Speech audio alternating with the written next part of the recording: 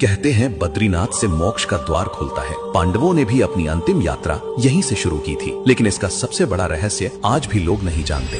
बद्रीनाथ वो स्थान है जहां भगवान विष्णु नर और नारायण के रूप में हजारों वर्षों तक कठोर तपस्या करते रहे, ताकि संसार में धर्म की स्थापना हो सके और जीवों का कल्याण हो। हिमालय की भीषण ठंड, बर्फ और तूफान के बीच बैठे विष्णु को किसी भी मौसम का एहसास नहीं होता था, क्योंकि वे गहरी समाधि में लीन थे और उनकी चेतना पृथ्वी की सीमाओं से ऊपर उठ चुकी थी। तभी देवी लक्ष्मी ने अपने पति की रक्षा के लिए एक अद्भुत रूप धारण किया। वे स्वयं एक विशाल बद्री बेर के वृक्ष में बदल गईं और विष्णु को छाया और सुरक्षा प्रदान करने लगी, ताकि तप में कोई बाधा न आए। विष्णु उनकी इस प्रेम और सेवा से प्रसन्न हुए और इस स्थान का नाम बद्रिकाश्रम रखा, जबकि स्वयं को बद्रीनाथ, बद्री के स्वामी कहा। नर नारायण के तप से ये भूमि इतनी पवित्र बन गई कि वैष्णव परंपरा में इसे विष्णु का अवतार स्थल माना गया। महाभारत में भी वर्णन है कि पांडवों ने युद्ध के बाद अपने अंतिम मोक्ष यात्रा की शुरुआत यहीं से की थी, इसलिए बद्रीनाथ को मुक्ति और शांति का द्वार भी कहा जाता है। नारद मुनि के अनुरोध पर विष्णु ने यहाँ योग और ध्यान जारी रखा, ताकि वो अपनी दिव्य शक्ति संसार के कल्याण हेतु लगा सके। आज बद्रीनाथ मंदिर में विष्णु की मूर्ति बद्री नारायण के रूप में विराजमान है और देवी लक्ष्मी का स्थान भी पास ही स्थापित है। इस मंदिर को 8वीं-9वीं शताब्दी में आदि शंकराचार्य ने पुनः स्थापित किया था,